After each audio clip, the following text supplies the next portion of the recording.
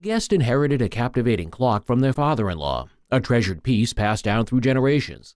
Found it upside down on its back with its legs off on top of the pantry, and I asked him about it, and he said I should take it home. But it really was his father's clock. The clock's history traced back to the late 19th century when the guest's Irish ancestor, a lover of antiques, acquired it in New York City.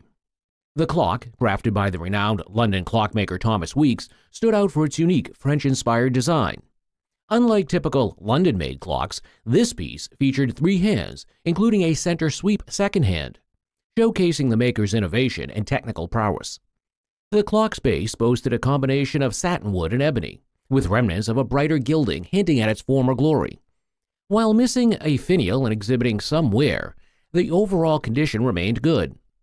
Thomas Weeks wasn't just a clockmaker, he was an artist who produced not only beautiful clocks, but also intricate mechanisms worthy of a natural history museum. The clock's superior escapement and the high-quality engraving on the movement further solidified its status as a masterpiece. The value of the clock was equally impressive. In its current condition, it was estimated to fetch around I'd expect to see this clock sell for about $6,000 retail. The guest brought 2 pieces of jewelry inherited from her husband's aunt, a bracelet and earrings. The bracelet was from the Georgian period, dating between 1820 and 1840, and was likely English, featuring garnets and topaz stones in excellent condition. The earrings were natural pearls, diamonds, and gold dating around 1850 to 1860, with a French hallmark and a classic chandelier style. The guest had never had the pieces appraised before, but found receipts showing her aunt paid $4,500 for the earrings in the 1980s. Both pieces were considered fine examples of their period and style. Due to their exceptional condition and rarity, the appraiser valued them at probably be around the same price, $4,500 to $5,000. The market for these type of earrings had gone up, it has gone down, and now it's just coming back up again. Now back to the bracelet. The bracelet also, because of condition, this is really an exceptionally fine condition. I would value the bracelet for insurance purposes around $5,000 to $6,000. They held a letter from their great-aunt Martha, a memento from her relationship with J.D. Salinger. He wrote this letter from his dog, Herman, to her dog, Jigger. J.D. Salinger was an American writer best known for his novel The Catcher in the Rye, which was published in 1951. J.D. Salinger, known for his reclusiveness, maintained limited correspondence, resulting in a scarcity of his letters at auction. Herman, the dog, asserts in the 3rd line, "I can type, I could write better stories than him if I had the time." It's an entirely typed letter. A few pencil notes echo in the playful letter-writing style found on the opposite side.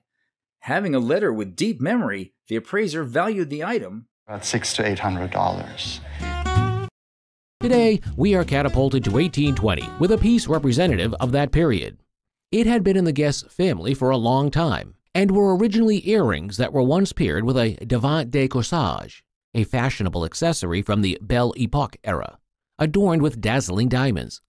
It would have been a pair of earrings, and it would have had a top to it as well. It maintains its sparkle and radiance, a tribute to the craftsmanship and expertise of the artisans who crafted it, with flawless, handcrafted artistry at the back, lending it a unique charm and character. The craftsmanship at the back of this is absolutely faultless. This was all hand done. Set in silver, hinting at a more classic style of jewelry crafting. The central diamond, remarkable at just over 3.5 carats, capturing attention with its impressive size and sparkle. The handcrafted silver setting perfectly complements it, letting the diamond's brilliance shine brightly. This piece symbolizes lasting skill, the timeless charm of gems, and a bygone era, making it worth, I would say, you're looking at a region of about £30,000 to £40,000.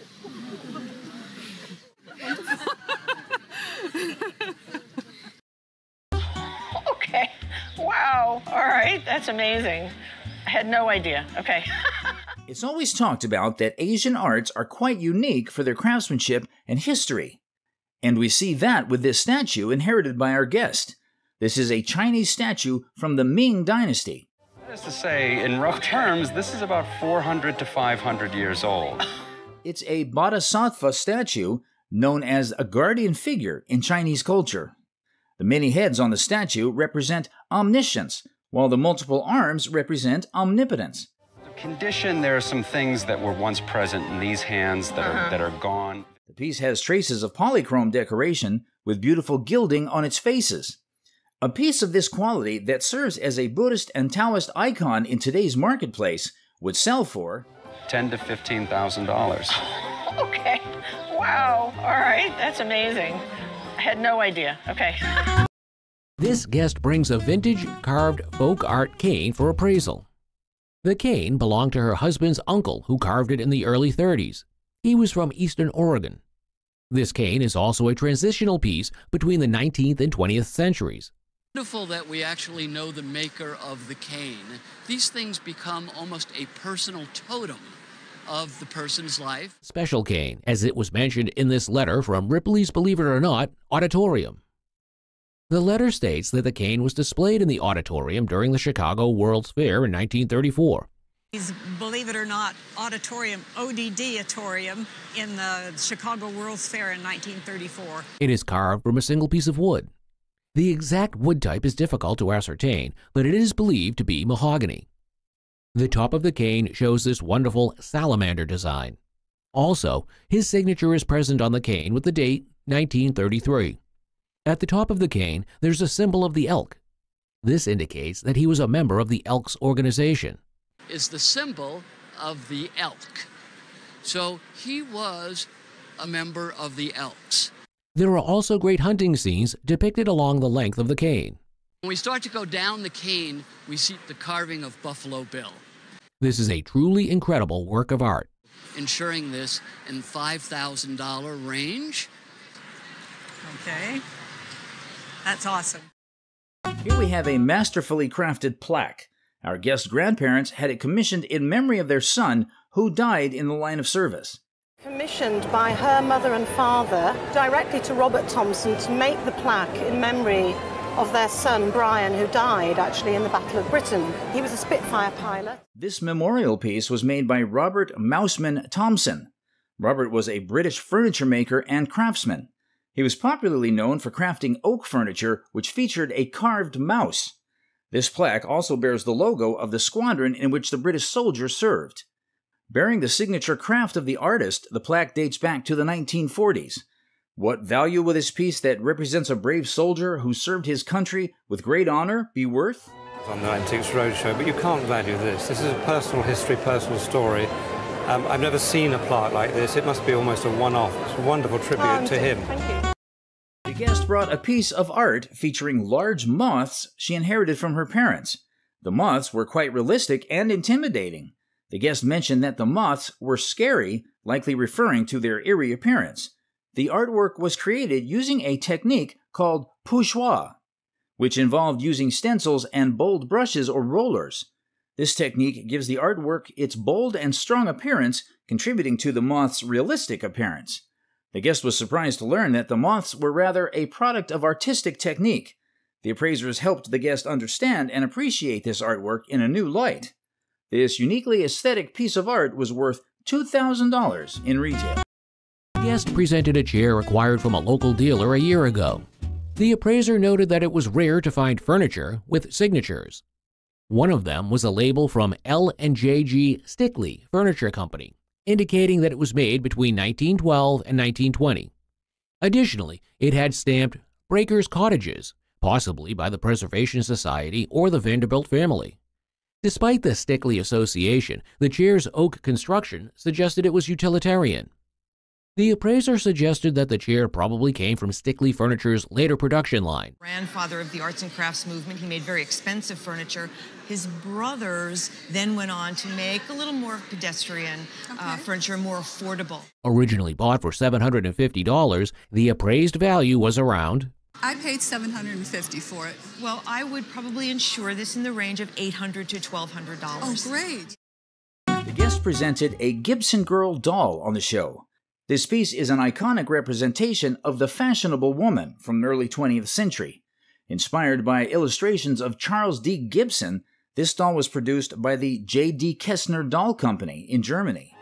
You can tell it's very different from a child doll. She has this long neck and her face is looking up. Her hair is done in a style that an adult woman would have. It is made of bisque porcelain, a type of unglazed porcelain that gives the doll a realistic appearance. Also, the doll's features are finely painted, capturing the elegance and grace of the Gibson girl.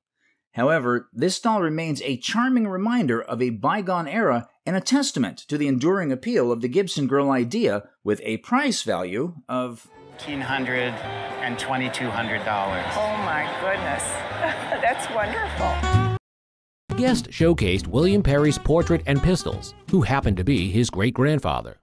This portrait depicts Perry as a surgeon's mate aboard the Endeavour during Captain Cook's first voyage around the world from 1768 to 1771. You observe the transit of Venus across the sun. Then they were to sail on and verify the existence of The portrait is believed to be in the style of an early Chinese artist, Spoilum, and shows the Endeavour in the background. Canton to paint European subjects on canvas. This particular painting is on wood, but this is very much in the style of Spoilum's paintings. Perry's role in the expedition was significant, as it was one of the first long-distance voyages in which scurvy was not a problem due to the crew's healthy diet. Pistols accompanying the portrait made by William Bond are stamped with his London address and highly desirable among collectors, which adds to the overall value of the collection. Although the painting's frame was repainted, due to its association with Perry, the portrait and pistols combined would fetch for We're looking at a value of somewhere between $13,000 and $15,000 for an auction estimate for the package here. Thank you. I'm very glad to know that. The guest brought a sword he received from a family friend whose husband served America in World War II.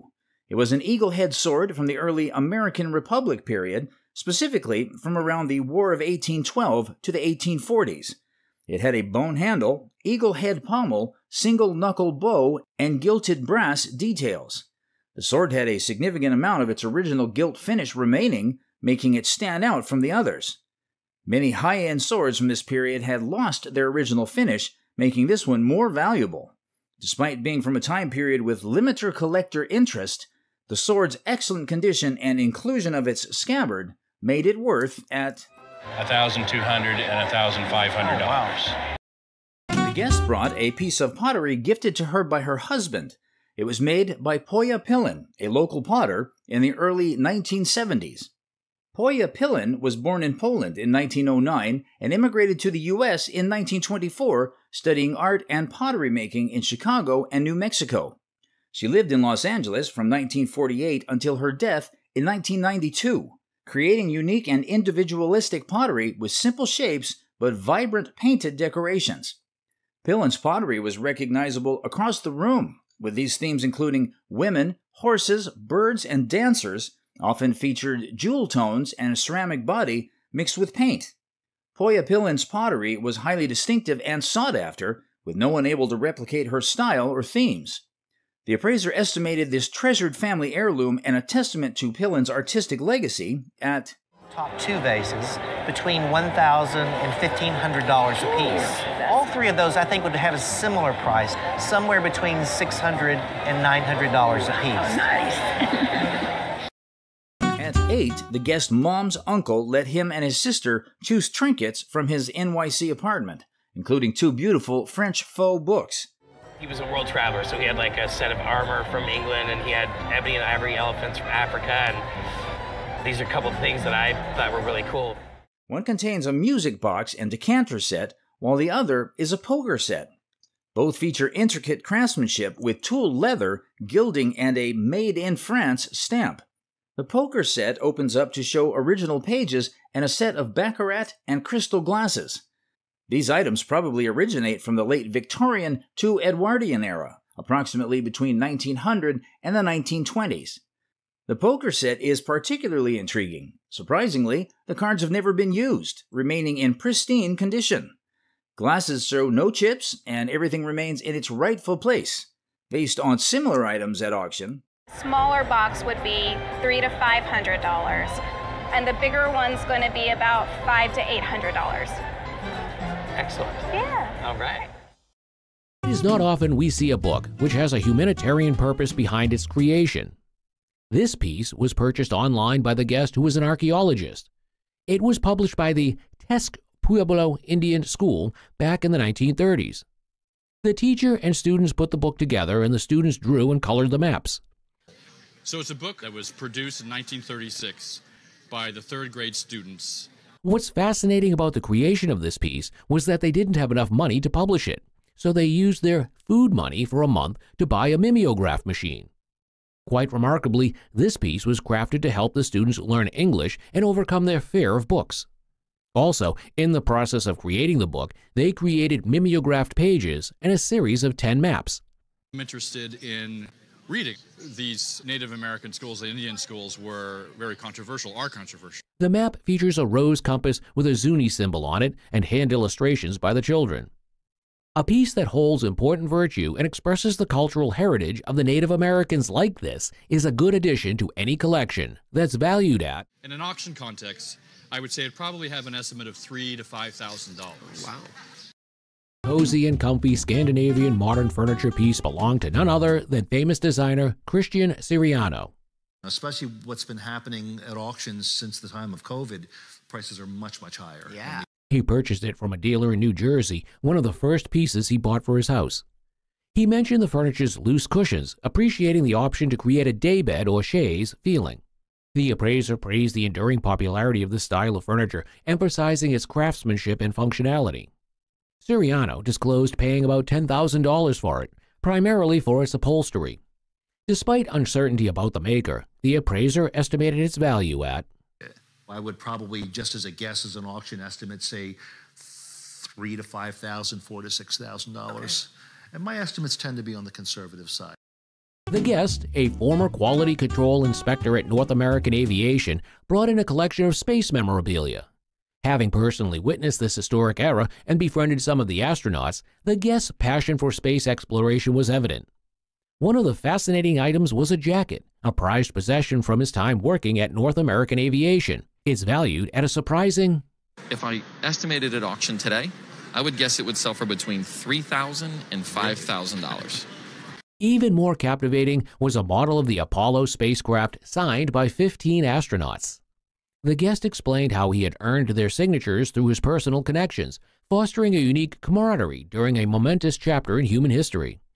Impressed by the signatures that included Neil Armstrong and Buzz Aldrin, the conservative estimated value of the piece is... If we estimated this at auction today, I think conservatively it would carry an estimate between $20,000 and $30,000. The guest also presented two seemingly insignificant items, a burnt-up sticker and a label with a serial number. These were remnants from the Apollo 11 spacecraft, the very vessel that took the first humans to the moon.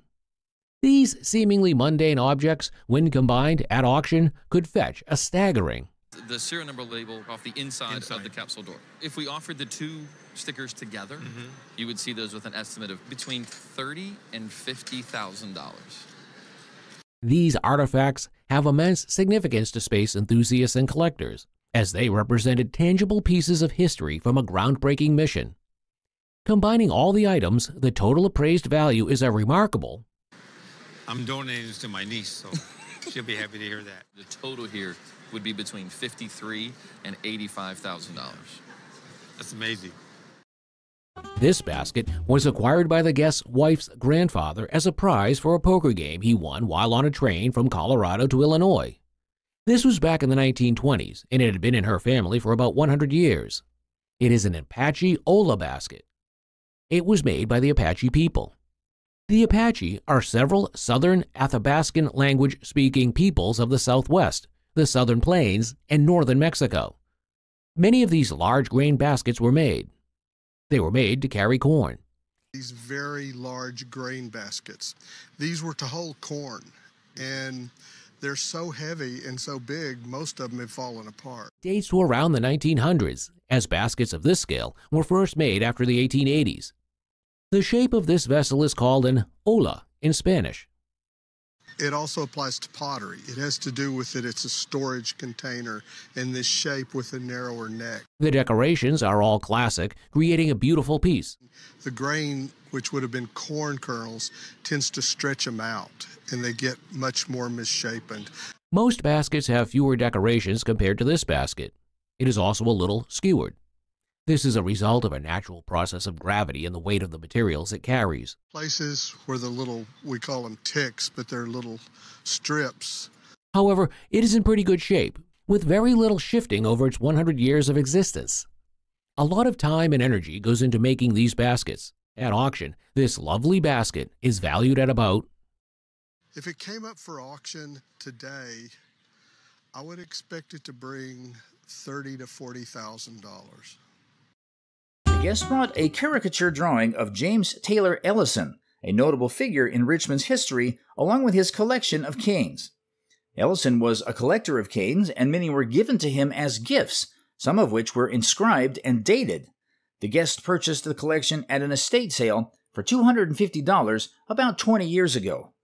The appraiser identified a swagger stick among the canes, which was a common presentation item for notable men. The caricature drawing, signed Rostrup, was a unique and original watercolor piece. While the canes themselves were of modest value, one engraved cane with a gold cap was much more valuable. The appraiser praised the guest find, noting that the caricature amplified the value of the entire collection. A heaven for the cane collectors, the appraiser estimated their worth as $4,000 to $6,000. That's exciting. Yeah. Very Great nice. find. Amidst the vibrant rhythms of Cuban art, this painting showcases tales of revolution, resilience, and the island's uniqueness. Painted by the renowned Cuban artist René Portocarrero, this piece is termed a mixed media. Also, it's frantic in terms of its technique. It really feels as though you're in Cuba, doesn't it? It feels hot and it feels exciting. Cuban painting is known for its vibrant colors and expressive forms. This piece depicts a face adorned with headgears. Alongside the painting, a picture of the guest's dad with Castro. Overall, this Cuban painting expresses the innovation and dynamic nature of Cuban culture that is worth £4,000 to £6,000 because of that great connection. Nice to know, but it's our Cuban picture. Fair enough. Fidel Castro gave it to us. Nobody has a Fidel Castro picture. I think that's absolutely fantastic. Step into the world of timeless elegance and historical charm as we unravel the stories woven into every brushstroke and curve of this vintage treasure.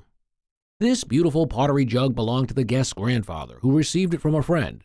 This is a beautifully designed piece.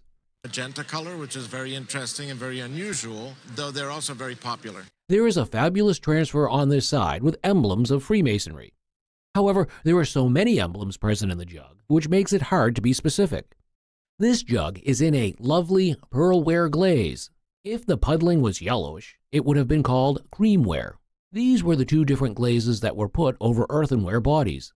The jug is believed to have been done at the Herculaneum factory. Herculaneum was known for doing these wonderful transfer prints on these nice early jugs. The spout is a noteworthy feature of this jug. The wonderful emblem of the American eagle is surrounded by this inscription with the date 1804 below it. So that was for the election year, and it really dates the jug. The value changes dramatically when you talk about historically important jugs. This significantly increases the value of the jug, given its historical significance as an American artifact. And American historical jugs have an added importance. If these just had the Masonic emblems on either side, in this pristine state, it is valued at about on a collector's, people collecting American commemoratives, I would expect it to sell in the range of $2,000 to $4,000. Wow, that's nice to learn. It's a journey to an ancient culture on this episode with a piece from China. Our guest's father bought it in China in 1931 to 1932. It's a statue of a Chinese goddess named Guanyin, characterized by wearing long robes and raising a hand. Brought it back from China. He just loved her when he walked in and saw her. This is the figure of the goddess of mercy. A bronze statue with silver wire on the edges of the clothes and in the body, telling you the level of work put into it. With an inscription written in Chinese at the front and back, oftentimes telling who made the figure, and done in scriptures like this in Chinese culture. Most of the time, these inscriptions will be who the figure is or some aspect of the figure. The writing says Sisu, lion's head in English, and means it's a Shisu vessel or figure. And that is the name Shirso, S-H-I-S-O-U. So we often describe these as Shirso vessels or figures, but it's a particular workshop that was active in China. Shisu figures were made by a workshop in China from the 17th century onwards. This one is from the 19th century. The piece, a beautifully cast figure that's still in great condition and shape, is what people are looking for in the marketplace today, and in an auction sale would go between, I think in an auction sale, it would make between $8,000 and $12,000. Today we're featuring two pieces of porcelain, a pitcher and bowl. Our guest acquired the pieces from her uncle, who bought it at an antique shop. According to the mark at the base of these pieces, they were created by the English ceramic and home accessories manufacturer Royal Dalton. These pieces date back to the early 20th century. They are uniquely designed in a pattern called Aubrey, peculiar to the English illustrator Aubrey Vincent Beardsley. Although both pieces look identical, they were not produced at the same time. In fact, they have slight differences in the gilding, present in the pitcher and absent in the bowl. Now, it's possible that this had gilding too, and over the years it's all worn off. It's more likely that it didn't. So the fact is there's no positive way of knowing. Collected and preserved in excellent condition, these rare flow blue porcelain pieces will sell at an auction for $500 or $600, something like that. This Minnesota Atlas is a stunning visual record of the state's history and geography during the 19th century. Published in 1874, this atlas features detailed maps of Minnesota's cities, providing a comprehensive view of the state's landscape. What sets this atlas apart is its illustrations, which depicts various aspects of Minnesota life in the 19th century. However, how much would this historical piece be worth at auction? Dynamic, humorous, and captivating. This comic masterpiece is a must-have for any collection. Comic pieces like this, created by Charles Schulz for Peanuts, holds significant cultural and artistic value. They often serve as reflections of society, offering commentary on social issues, human nature, and everyday life. This piece was given to the guest by Schulz himself, whom he had worked with for 12 years. Some of the original strips and some of the original artwork. This was a group of drawings that he did for a product we called Snoopy's Daily Dozen. It was an exercise booklet. Schulz was an American cartoonist who created Peanuts, one of the most successful American comic strips of the mid-20th century. Comics such as this can evoke emotions and provide humor, serving as a form of entertainment accessible to a wide audience. This piece features key characters like Snoopy, Charlie, Linus, and Lucy, Sunday pages being the most desirable among collectors. Additionally, comic art is a unique form of storytelling, combining visual and textual elements to create engaging narratives. At auction, these pieces combined would sell for, you add it all up, I wouldn't be surprised to see you come out anywhere from $150,000 to $200,000 on a piece-by-piece basis. Absolutely not. The guest inherited a beautiful set of silver horse figurines from their grandparents, who had acquired them during their travels in Asia following World War II. The figurines are Japanese, dating back to the late 19th or early 20th century. The exquisite craftsmanship of the horses was attributed to the tradition of metalworking in Japan, honed by swordsmiths during the Meihei period and beyond. The intricate details, evident even in the horseshoes, showcase the exceptional skill of the artisan. Beyond the figurines themselves, the stand holding them also held artistic value. Crafted from Asian hardwood, it was adorned with a special type of gilded gold lacquer, a complex and delicate technique. The well-preserved condition of the stand, considering the fragility of the lacquerwork, further enhanced the overall value of the piece. Taking all these factors into account, the estimated value of the set, including the figurines and the stand, is worth a remarkable. I think an auction sale today, these would make around $4,000 to $6,000. Oh, wow. Wow. That's great.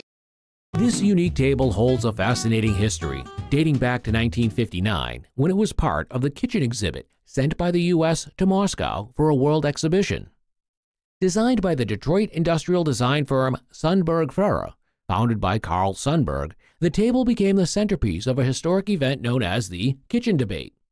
During a private showing for Vice President Nixon and Soviet Premier Khrushchev, a heated argument ensued. It's got all the battle scars on it because we used it as a kitchen table. Well, I'll tell you, it's a wonderful table with a great story. For the exhibition, the table found its way into the guest's family kitchen, where it served as a dining and card table, accumulating battle scars from years of use. Made of rosewood, the table is a prime example of modern furniture, characterized by its A newsreel at the very beginning. So we watched this newsreel about the kitchen debate. Yeah. Accompanied by photographs from the event and an autographed picture of Nixon and Khrushchev, the table's historical and aesthetic value is evident. At auction, this kitchen debate table could fetch between Said that the autograph, the photograph together would be $300 to $500. Okay. So on top of the table, All right, a little another bonus. another $300 or $500 for the photograph. They bought this Chinese settee for $100. An 1890s Chinese settee could blend traditional Chinese craftsmanship with Western influences. In the late 19th century, the Qing dynasty mixed Chinese styles with Western influences through trade and cultural exchange. The 1890s Chinese settee is adorned with scrolling vines, leaves, and symbolic birds representing prosperity and good fortune. The trellis work features intricate bamboo shoots. The two marble circular panels originate from the Yunnan province in southern China. Woods chosen for their rich hues and carving qualities were layered with lacquer for protection and enhanced beauty. The settee likely functioned as both seating and artwork, showcasing cultural exchange and artistic innovation. The intricate craftsmanship and historical significance of the Chinese settee had the appraiser impressed with its value. Around $4,000. Okay. Oh, it's nice to know. Often, dolls are thought of as children's playthings, but that's not the case with the doll presented on the show today. This doll was given to our guest by her husband, who inherited it from his grandmother. Ambiguous in nature, this doll could be masculine or feminine and was crafted around 1913 to the 1920s. Quality bisque porcelain was used in making this doll, along with quality craftsmanship, which makes it retain its shape after so many years. Although originally a novelty piece for kids, due to the quality of its craftsmanship and demand by collectors, it is worth $4,000 and $5,000. Really? Yeah, really. I mean, it's a very rare action Cupid. These timeless treasures are not just playthings, they are portals to a bygone era of whimsy and wonder. These items were inherited by the guest from her mother. Furthermore, these cat-looking toys were made by a German firm called Gebrüder Haumbach around 1910. They each measure around 6.5 inches tall, and 3 of them were presented on the show. The heads of these toys were made of bisque, while their bodies were made from papier-mâché, and they are clothed in their original cotton playsuits. It's very rare to find pieces like these, let alone 3 at the same time. I hardly ever see them. And then to see 3 all together was just such a perfect joy. Looking at the gray cat toy in such pristine condition, at auction, it would be worth around One gray cat would be worth $2,300. The white cat toy, also well preserved, would easily be valued at auction at around The little white cat is also valued at $2,300. Finally, the black-colored cat toy has a little damage on its ear, but regardless, at auction, it would fetch a value of So as a set, they're worth about $7,000. Altogether, this intricately made pieces, and in such good condition, are really valuable, and at auction, they would fetch a value of around The set are around $8,000 or even more. You never see them. You gotta be kidding. No, that's the truth. The guest brought a Russian wine cup that belonged to her mother, gifted to her by a friend. The wine cup was identified as a Russian wine cup, or kosh, made by famous Russian silversmith and enameler Ovchinnikov. The wine cup featured shaded Russian enamel on a silver base, with carefully shaded pink and white flowers. The piece had Russian marks on the bottom and handle, indicating it was made before 1896. The appraiser noted that Ovchinnikov's pieces were often heavier than those of his competitors, making this cup, too, an exceptional piece. Despite its small size, the wine cup was in wonderful condition, with no chips or damage to the enameling. The appraiser's estimate surprised the guest, revealing the wine cup's value at $18,000. You gotta be kidding. No, that's the truth. 18,000? Yes, I figured it may be worth a couple of $100. Man alive. Man alive. Wunderbar. He received those gifts as Christmas or birthday presents when they were a kid in Minnesota. The guest bought a Marx Roadster travel trailer. This Marx car and battery-powered dump truck from around 1938 is a classic toy from the mid-20th century. Marx Toys, founded by Louis Marx in 1919, was a leading toy manufacturer in the United States. It's a terrific truck, and original boxes are always a hit. The coal truck is typically a wind-up, much like the sedan often seen alongside it. The truck has a 4-battery compartment, and turning it on activates the lights and motor. It was typically made of lithographed tin, which was a common material for toys of that era. These toys mirrored real vehicles, letting children engage with and mimic the world. Amidst nostalgia and admiration, the appraiser valued the item $3,000 to $4,000. Man alive. Man alive. Wunderbar. Given to the guest by her father. Today's item is a special jade piece on a bronze shaft with turquoise, gold, and silver designs. Items from. This is a jade point set into a bronze shaft. With mythical Chinese creations of dragons and other fantastic animals incorporated into its intricate design. It's clear that it wasn't meant for hunting, but for rituals. The holes there, exactly. This was meant for ritual purposes. Made in the Zhou dynasty, which dates from 1046 to 770 BC, the Zhou dynasty was China's longest lasting. It's likely to have been buried in tombs from that time period and only unearthed in the late 19th century because of the constructions of railways. This explains why it's rare, as most of the pieces like it have not retained the jade spare point or had been destroyed. A piece from the 19th century and from one of the greatest dynasties, often considered to be the zenith of Chinese bronzeware in today's market, would be valued at. You are great. It's worth about $20,000 to $30,000 wow, wonderful. Our guest acquired this map at an auction operated by the Vermont Historical Society, where people donated items for sale. The guest, a graduate student in history who later joined the CIA, emphasized the importance of maps for travelers, especially those working in intelligence around the world. The map, dated 1848 and made in Hartford, shows the United States during a crucial period of westward expansion. It depicts the changing landscape of the West, with territories like the Indian Territory, which later became Oklahoma, and the evolving borders of Texas after its annexation in 1845.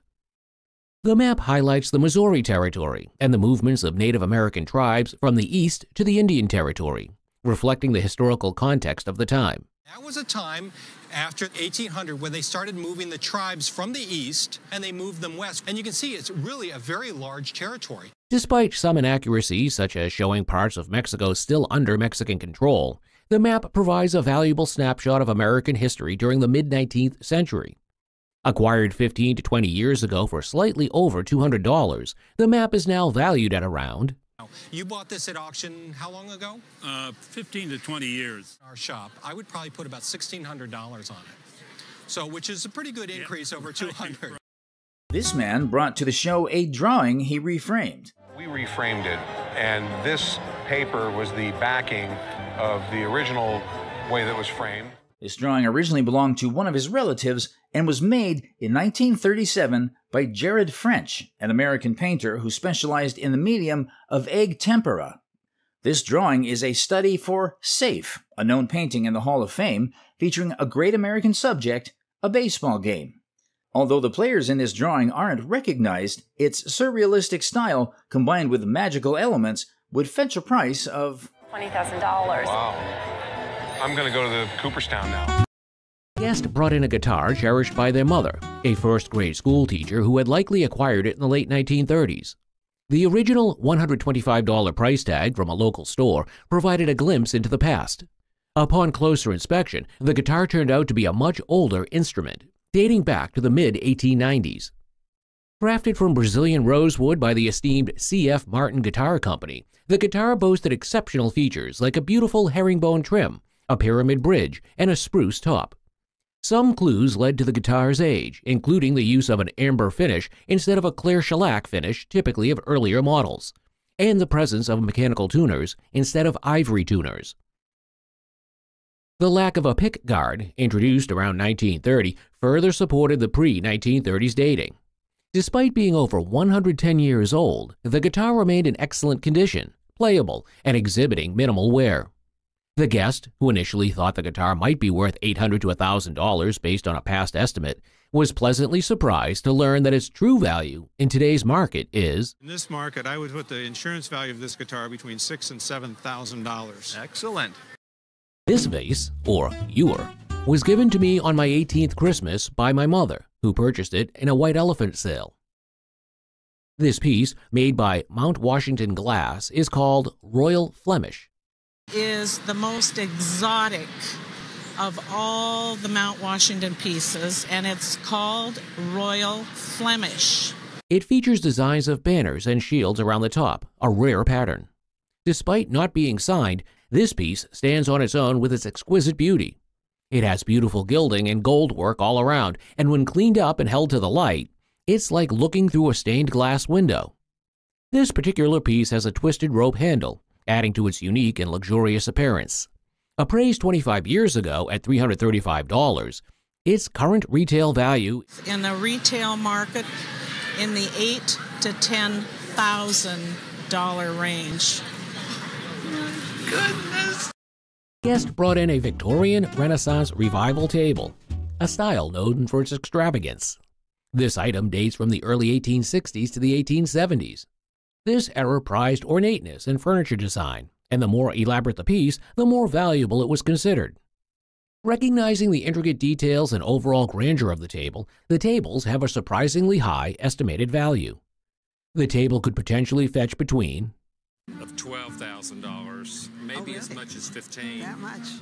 However, in recent valuations, the value of this beautiful piece has depreciated to $4,000 to $6,000.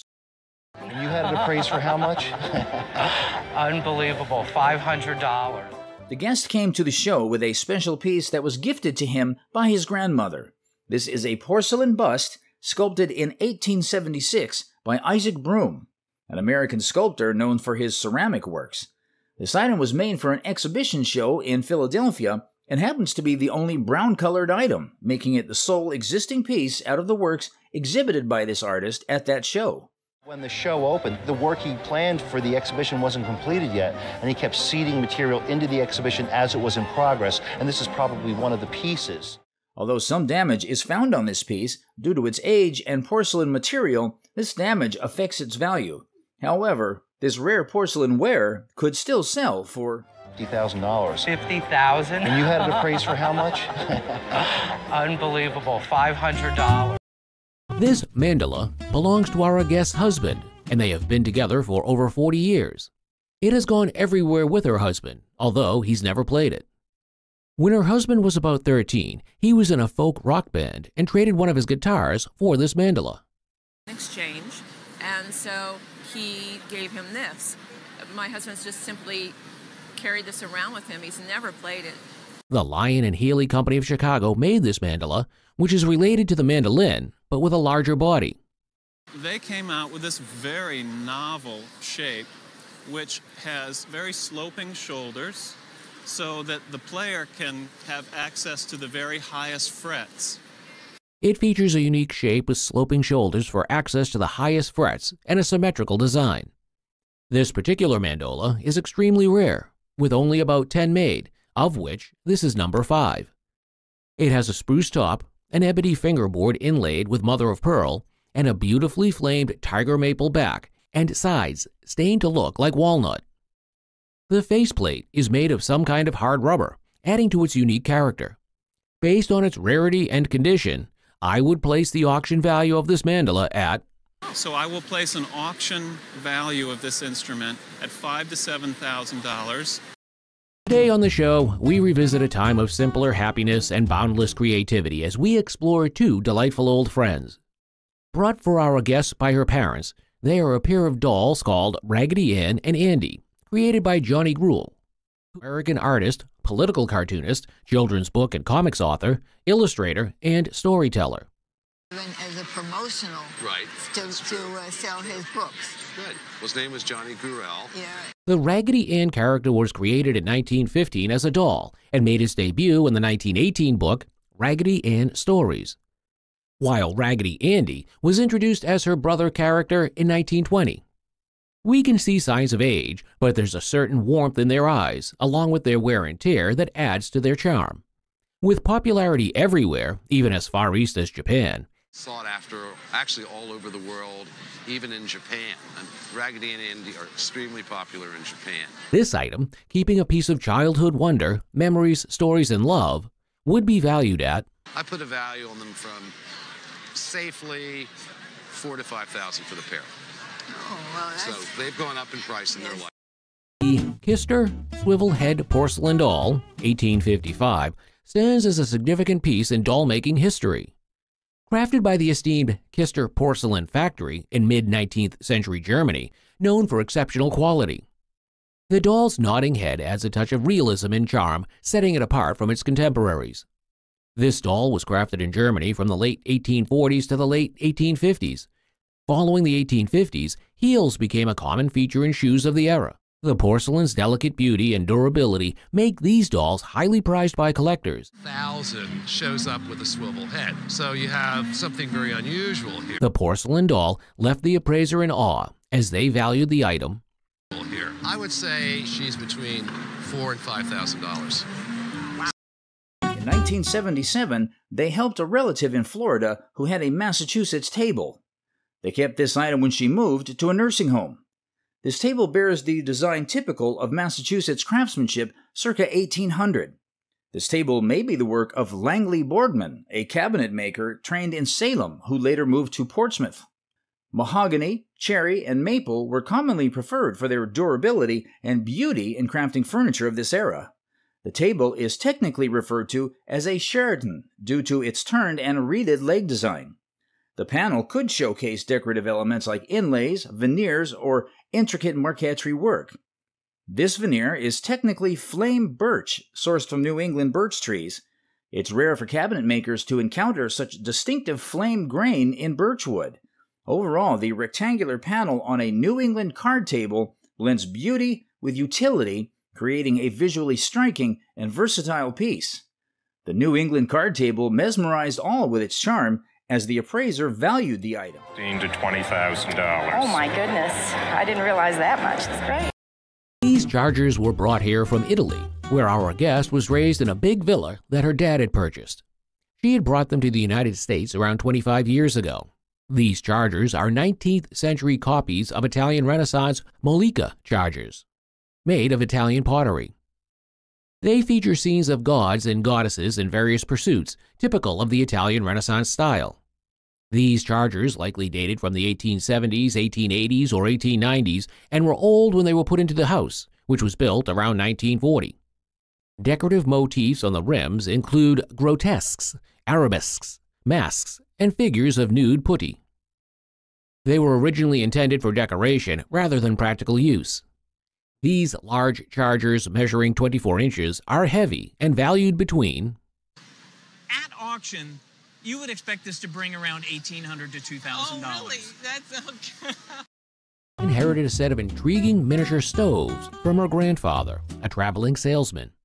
She had had them since childhood and used to play with them. The larger stove, though technically not a salesman's sample, was likely used to showcase the features of the full-sized product.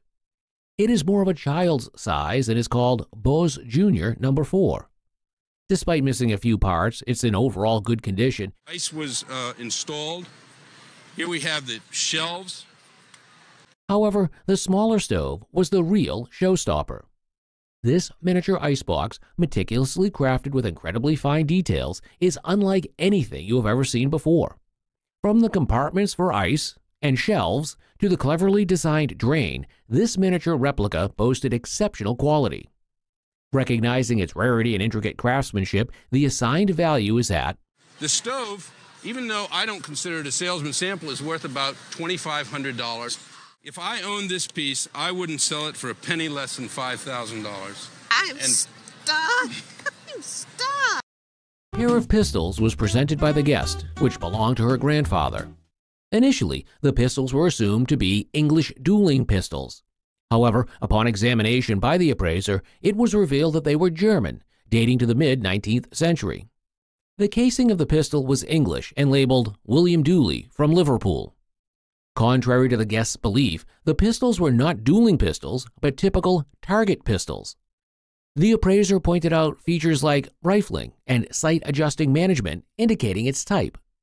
Is right here, you'll see behind the sight, there's a little nut there for adjusting the actual level of the sight. Okay. The item also bore a gold mark that read Krauss and Hertzberg, revealing its origin. How much would the worth be, including the casing? The pistols themselves are probably $5,000 to $7,000. Oh, okay. With the case, you may be able to add another $1,000. Oh, okay. Well, thank you. You're welcome.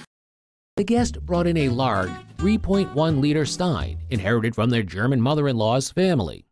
It is a German-made Stein with incised decoration, a technique where the design is meticulously carved and then painted with rich colors. One of the most captivating aspects of the Stein was the scene depicted, a man riding a high-wheeled bicycle. The artistry behind the scene was attributed to Schultz, a well-known artist who had worked for the prestigious Metlock factory. The Metlock name itself held significant weight in the world of Stein collectors, as the factory produced highly sought-after Steins known for their quality and craftsmanship. Further enhancing the Stein's collectability were the numbered markings. The number 1817 acted as a unique identifier for this particular model and design, while the number 88, discreetly hidden on the side, revealed the year of manufacture, 1888. Considering the Stein's large size, the reputation of the artist, the fact that it was crafted by the renowned Metlock factory, and its overall good condition, the estimated value is... If this came up at auction now, it should sell somewhere between $2,500 and $3,500. Well, that's pretty nice. Is that good? Yeah, that's great. This guest brings a continental porcelain coffee service to the show. This set belonged to her stepfather's family, who brought it over from Paris in 1929. This service is of German origin. It's a Berlin service in a classical design dating to around 1815. The Royal Scepter mark is located underneath this saucer. This is the Royal Scepter mark. The company was founded in 1752, and about 1763, it was taken over by courtly patronage. These items were often decorated with scenic designs and sometimes with portraits. One important property of this service is its completeness. All of the items in the set are available. Another is the beautiful decorations on it. The other thing that I think we'll notice is the wonderful decoration of it, whether it's the very rich gold tone finish or whether it's the slate blue, the russet colors. This Egyptian motif was also very important, as it was a prominent theme. All these elements combined to create this wonderful piece. It is valued at about... Really a very fabulous set. That at auction would probably fetch in the area of $6,000 to $8,000. These military watches, crafted by Hamilton in Lancaster, Pennsylvania, were essential timepieces during their service in World War II. Featuring the renowned 4992B movement, specially made for the U.S. government, these watches were reliable and accurate, vital for military operations. In 2005, these historic timepieces were valued at auction between $1,000 and $1,500. Oh, how wonderful! The kids will be thrilled. Good.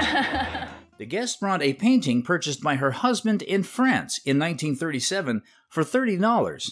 It was drawn by Othon Frieze, a French painter born in Le Havre, Normandy, who came from a family of mariners. Othon Frieze was a secondary figure in the Fauves group, but still a wonderful artist, and his works from 1904 to 1908 are in high demand at auction.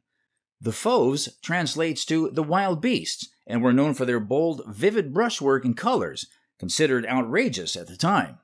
The painting was a later work, likely from the 1930s, and showcases Friez's mature style, which reverted to more traditional techniques.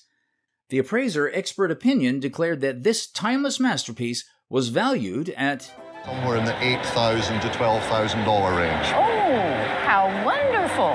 Oh, the kids will be thrilled. Good. Family heirloom from Guest's grandparents. They had a store near Cache in Oklahoma, near Medicine Park. Our guest believed it was traded for goods at their store, probably from the 1930s. This piece is Comanche. It is from around Cache, Oklahoma.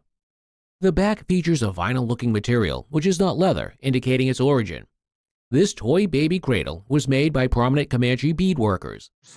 Two prominent Comanche beadworkers that used that kind of material and made some of these toy cradles. A common practice to enhance them with decorative elements like yarn. The doll inside the cradle is a composition doll from the same time period, valued at around $50. However, if the cradle were to be sold as is, it could fetch exactly as it is. I would say $14,000 to $16,000. Wow, that's not too shabby. Conservative. This charming tea table, purchased by the guest at an antique shop in Chattanooga, Tennessee 25 to 30 years ago, has a rich history and exquisite craftsmanship. Featuring a spade foot, also known as a slipper foot, this table likely hails from Ireland. The table's design includes a bulged apron with sea scrolls, typical of Irish tables, and is made primarily of mahogany, a common material for Irish furniture of this era. Despite missing its original tray molding, which would have added functionality for holding items securely, this tea table is valued at approximately Like this, with this tray molding missing, is probably worth $4,000. If the missing molding were replaced, enhancing both its aesthetic and practical appeal, its value could increase to around And probably in somebody's shop, it would probably be worth $6,500 or $7,000. Wow! Because it just looked nicer. It would give some definition to that edge.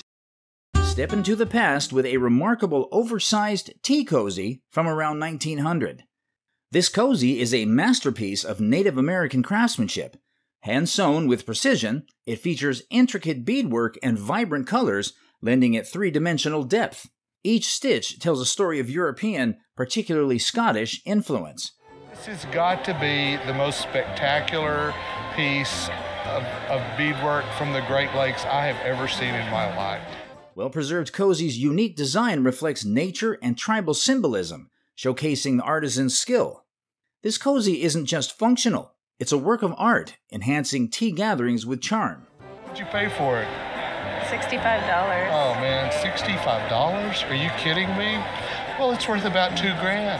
Wow. Guest brought kachinas, one from Chicago and two from an Indian market. Kachinas are grouped into three categories: those designed for teaching, those crafted to appear aged but aren't, and contemporary ones produced for sale. Contemporary kachinas can fetch high prices, sometimes reaching tens of thousands of dollars. These kachinas are hemi-kachinas, associated with ensuring a good corn crop. Symbols of fertility and clouds adorn the kachinas. Despite their authentic appearance, all three kachinas are revealed to be reproductions. Issues with the painting and carving suggest they're not genuine. Elongated shape of one kachina is stylistically incorrect. There has been a trend since the 1950s of creating old-looking kachinas for the market. Value of each reproduction is estimated to be 30s or a 40s kachina. It easily could have been $20,000, $25,000. Fresh painting. Yeah, I don't like the new kachinas either. I've got a collection of... Not often do we encounter a piece of jewelry that transports us back in time, but the Art Deco cocktail bracelet does just that. The guest inherited it from her half-sister. The bracelet is made of diamonds and platinum, characterized by its geometric design, typical of the Art Deco period. The sapphires are synthetic. That just means they were grown synthetically around 1885, 1890. They assembled the piece. Crafted in the early 20th century during the height of the Art Deco movement, this bracelet features intricate designs and exquisite craftsmanship. Today, this bracelet remains a coveted and timeless piece of jewelry, sought after for its beauty and historical significance, and is worth $15,000 to $18,000. Oh, really? That's what this piece would bring. Well, it certainly has improved in value. Well, the diamonds are A1 quality. They're white stones. They're clean. It's a well-made piece. I hope your mom's happy too. Yeah, oh, she will be. This Gruby and Reed butterfly vase are two exceptional examples of early 20th century art pottery. The Gruby features a simple yet elegant design. This jar is a testament to the arts and crafts movement. Also, the Reed butterfly vase, designed by Frederick H. Reed, represents the Art Nouveau style that was popular during the same period. This vase features a delicate butterfly motif rendered in vibrant colors and intricate detail. Absolutely perfect condition. So it's the original matching lid in perfect condition. The glaze works together with the base. However, both pieces showcase the diversity and beauty of the period's ceramic artistry that's valued at $10,000 to $15,000. Oh my God. Oh. I hope your mom's happy too. Yeah, oh, she will be.